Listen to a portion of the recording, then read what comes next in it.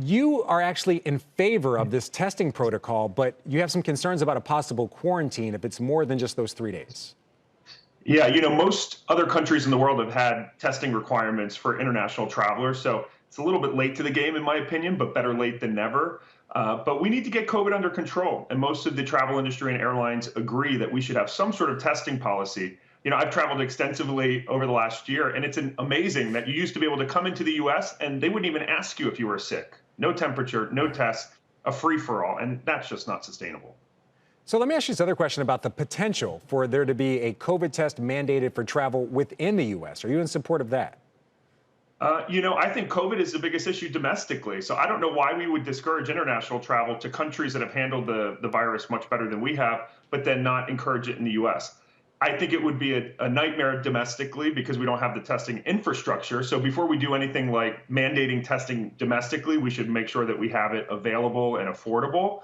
But we need to do something to get COVID under control because the vaccine's not going to be this cure-all that we've hoped it's going to be.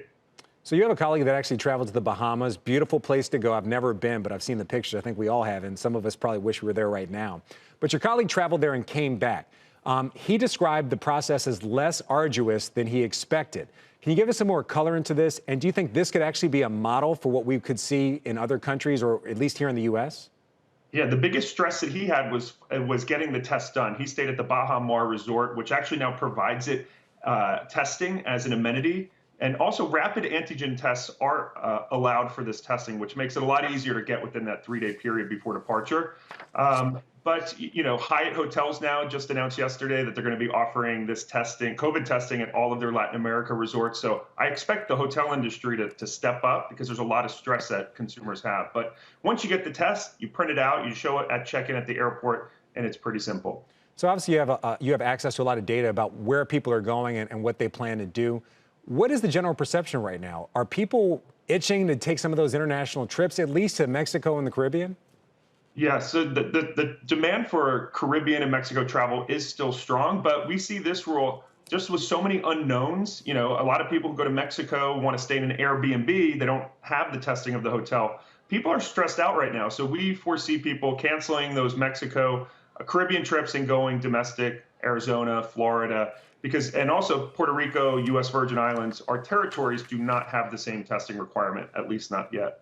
Yeah, Virgin Islands is a beautiful place. I used to live there. So just to be clear, that's one of the places you can come back from and not have to test because it's a U.S. territory. Exactly. You do need a test to get into them. So, it depends. Even Hawaii has stricter rules than the rest of the states. So, do your research these days. So, Brian, I've heard of trip insurance, which I've never taken out myself, but now there's COVID-19 insurance. Can you explain that? And what could that mean to airline stocks and cruise line stocks? Yeah, so most insurance policies won't cover COVID, especially travel insurance. But in order to go to the Bahamas, you need to get a travel visa, and they allow you for $40 to $60 to get insurance coverage up to $50,000. Because if you do test positive there, you're on the hook for medical bills, 14-day plus hotel stay, et cetera. Those can add up quickly. So I highly recommend finding a travel insurance package. $50 does start to add up with the testing and the insurance. Travel's definitely, but airfares and hotels are much cheaper these days, so it all balances out. So, Brian, personal question. I have a couple of days to take off coming up. Where would you go? If you could just go somewhere for a week, where would you go? Where does it make the most sense when you think about COVID-19, value, flights, and everything else? Flight deals are really amazing. Yesterday, United had a $29 domestic fare sale. I would probably recommend most people stay domestically since testing right now, there's a lot of kinks to be worked out. Not every international destination has access to testing. So, this country is beautiful. Hawaii, maybe for you on the East Coast, going to Hawaii for a couple of days isn't easy, but Hawaii has some pretty strict COVID restrictions, but it's for the safety of everyone. So I would say domestic. Shepard Smith here. Thanks for watching CNBC on YouTube.